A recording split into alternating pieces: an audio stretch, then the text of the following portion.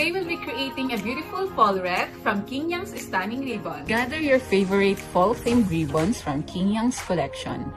Start by covering your wreath base with a black satin ribbon. This will serve as foundation and add a nice contrast to the vibrant fall colors.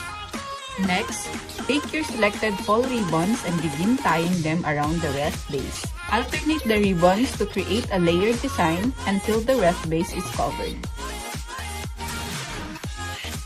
Attach a jute string to the top for easy hanging.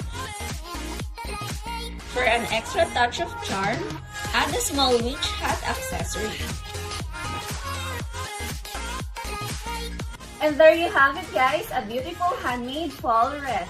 Hang it on your door and let the warmth of fall welcome everyone who comes by. Happy crafting!